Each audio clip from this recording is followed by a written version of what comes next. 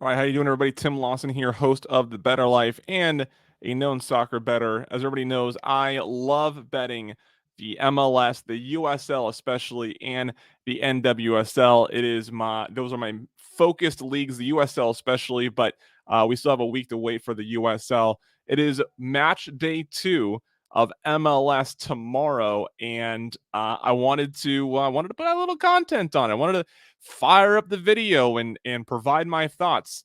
Before I get into my thoughts on tomorrow's matches, I want to mention I'm not a professional bettor. I don't have some fancy model that's going to help you crush your bookie or whatever it may be. I'm just a knowledgeable soccer bettor who feels like I might know what I'm talking about. Back me, fade me, ignore me. I don't really care. But these are my thoughts going into tomorrow. As the video states, it's overreaction week. That's what we call every second week of a sports season, right? Because we see one game from everybody and we have an opportunity to overreact based on what we saw. And the hope is looking through some of the data and some of the situations that we don't overreact, that we properly react. And that's what that I'm hoping to do here with my bets. So pulling up the odds for tomorrow. I've already made a handful of about I think four. I think I've made four bets for tomorrow. Each I'm pretty confident in. Only one is no longer there. So if you're interested in tailing, I think there's some opportunity there. If you're interested in fading, also some opportunity there as well. Um, just going down, I don't have. I'll barely touch on LAFC and Portland. We haven't seen LAFC yet. They're a heavy favorite. They probably should be. Portland looked good, but SKC looked better in my opinion, and the data does say that as well. Their XG was higher coming out of that 1-0 game, and so no play for me on LAFC and Portland.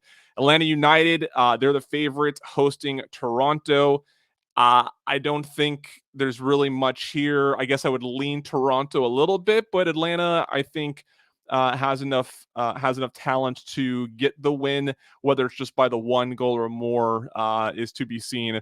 The total's a little high here, I think, but I'm not willing to bet the under quite yet. We need to see if Atlanta proves to be an offensive power like we think they might be, and then if Toronto's goal scoring against DC United was situational to that game, or if they have that sort of potency as well.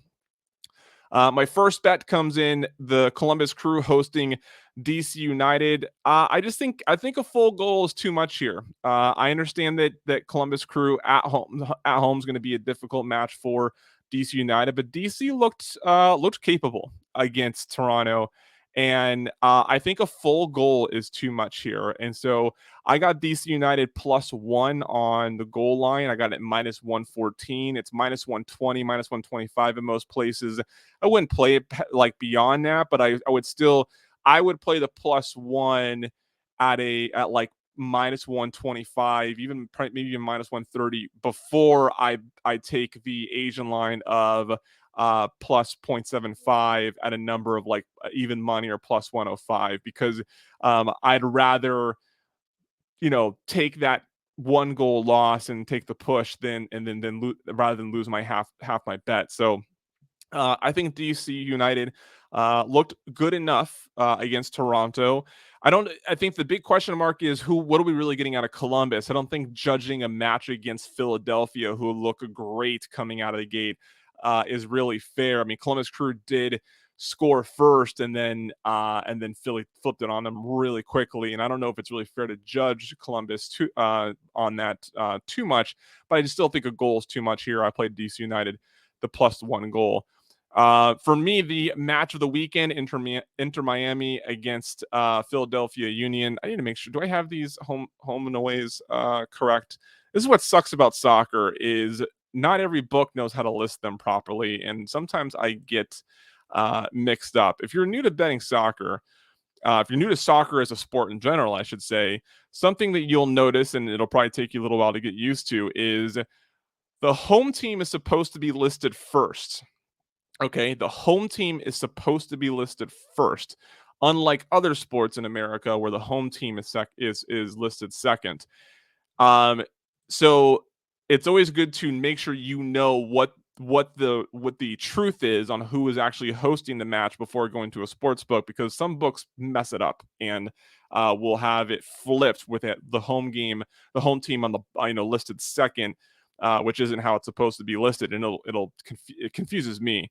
But this is right. Inter Miami is hosting Philadelphia Union.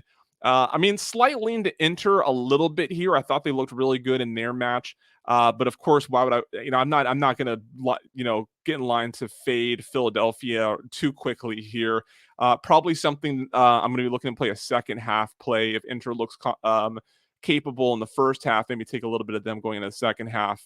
But should be a really great match regardless. New York hosting Nashville. It's tough to say that what we're going to get out of New York against a good team like Nashville. I thought they looked really good in their match this past weekend. Who they play? Orlando? Is that right? But Nashville being the underdog here, I think would be the only way to play it if you needed to. I haven't made a play. Nashville looks strong, but New York at home is probably, it's probably priced correctly, I guess is what I'm trying to say here. Going into the New England Revolution game, hosting Houston Dynamo. This is my second play. Houston Dynamo looked good. They were the better team in my opinion against Cincinnati. Their XG was better. I thought they were unlucky to lose that match. And while New England, in fact, did win their match against Charlotte, I don't know if they did so convincingly. And so I took what did I get? I got Houston plus 0.75 on the Asian line. If you're unfamiliar with what that is, it means half of your bet is on plus a half, and half your bet is on the full goal. Same thing as if you had minus 0.25, you have half your game on pick'em, half your bet on pick'em, half your bet on laying half a goal. I took Houston Dynamo plus 0.75 at I got plus 105 was the price that I got on that. I think it's good till minus 105 at least. Yeah, it's one of those like, okay, I mean, if I'm wrong, I'm wrong, right? Then this may be the most overreaction that I have in my bets this week, but I think that this game is based on what we saw in week one is closer than the line is implicating. Orlando City hosting Cincinnati. I got no play here. I think the line's fine. Orlando City is about that much better than Cincinnati. They're about plus 110 on the three-way money line right now. I think that's fine. It's fair. Austin hosting Montreal is really close to a bet with me. Austin did not look fine. I know a lot of people. I think the hot take right now is that Austin is going to fall back to earth, as some people have said. I don't know if we know that quite yet. Montreal looked fine against Inter. I was on Inter, and so that win was really great for me. But Montreal looked fine, and I think it was surprising that they didn't get one goal. I think that spoke a little bit more to Inter than it did to Montreal. And I would lean Montreal here. There's a chance that I even have a play on this going into the game. The only thing is this being hosted in Austin, and I don't want to quickly get on the bandwagon of fading Austin too quickly just based on everybody's hot takes. But I would not be surprised if Montreal kept this one close. I have not played that yet, but just to make that clear. Dallas hosting LA Galaxy, same thing. We haven't seen LA Galaxy play yet. I don't know if Dallas looked good enough to be a favorite like this. I mean, a lot of these are typical home team being favored by a little bit type lines, right? We see this in a number of lines like Chicago, Dallas, Austin, Orlando, who else? New York Red Bulls. There's a lot of games this week where the home team is around plus 110 to plus 125 on the three-way money line, and it's because they're the home team. Assume they're expecting a close game, and so they're giving it the home team a little bit of a nod on the money line. LA Galaxy is still yet to be seen. I imagine are probably a tick better than Dallas. Whether they can go into Dallas and get it done like that, we shall see. But this should be a good game as well. Another game I don't have any action on. Chicago hosting New York City FC. New York City, it'll be interesting to see what they, how they pull together as a team. I don't Chicago's a team I don't feel like I have much of a I don't really have my if you see me glancing over here, I have action on the League One the league game, I should say. Um, I don't know. Chicago is a team that I don't feel like I understand well enough to make a bet on them, so I didn't touch this. But I mean, based on what I've seen, I think the line's fair. St. Louis SC, another team. I'm not quite sure I have the right beat on. They're playing Charlotte. I don't think that there's much of a play here. I think I might. Charlotte, I think, was pretty unlucky to not have a goal in the New England game, and I think that if they'd gotten a goal early on, I think would have opened up the match a little bit more, even more so than it was, and so I guess I would lean over a little bit in this St. Louis Charlotte game, but I would want to see a little more out of St. Louis before I feel like I'm confidently betting on them. But that would be a lean that way. Again, no bet here.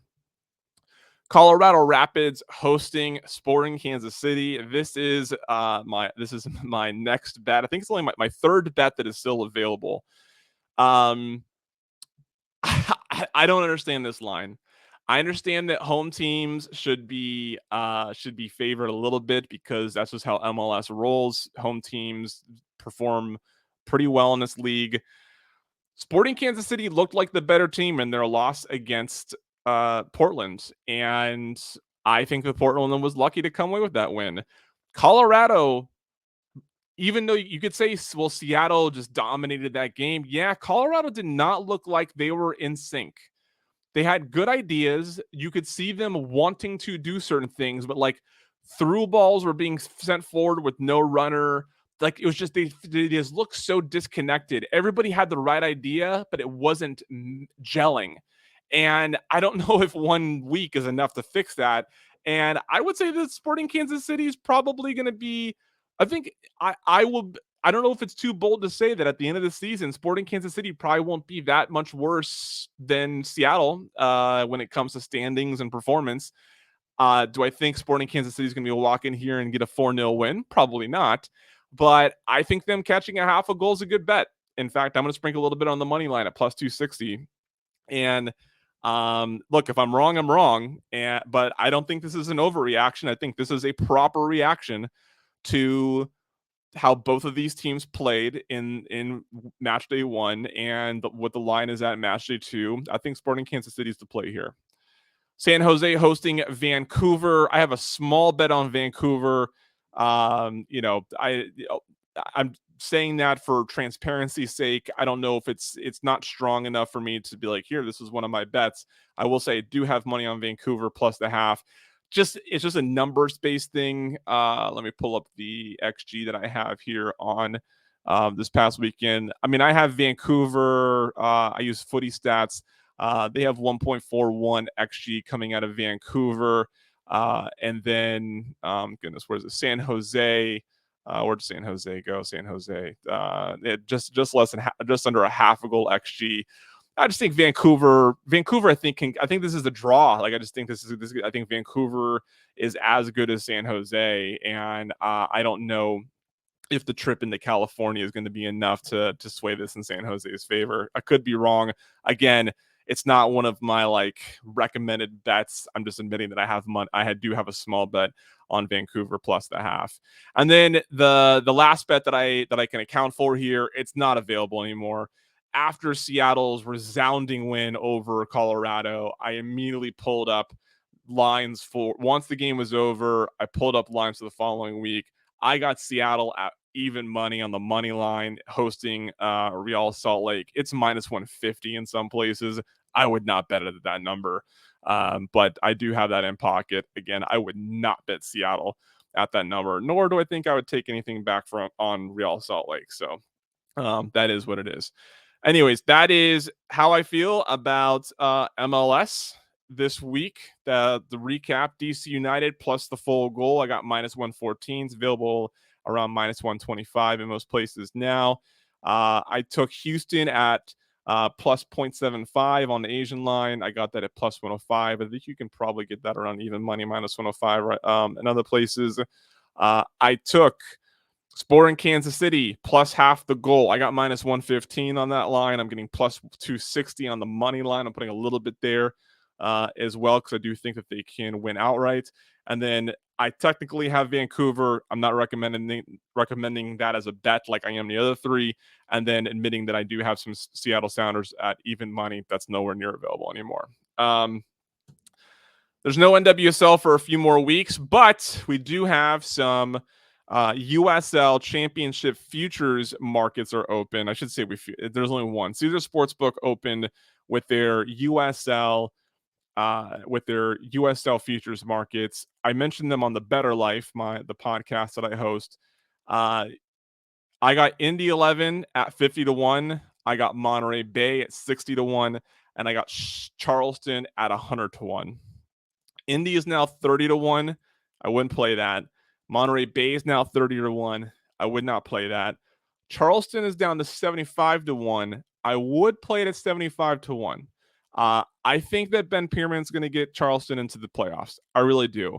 And at 75-1, that's really good equity to have on a team that may or may not make more than one round of the playoffs. But when you have that kind of equity going into the playoffs, there's some things you can do with it to either set yourself up for a really good situation or to lock in profits, or depending on how the playoffs shake out. But I think there's a good chance that Ben Pierman gets Charleston to the playoffs. And so I think 75-1 on Charleston is still worth the bet.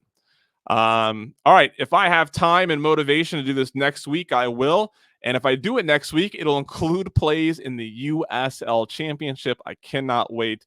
As the title suggests, I believe soccer is better. Good luck with all your bets this weekend. Take care.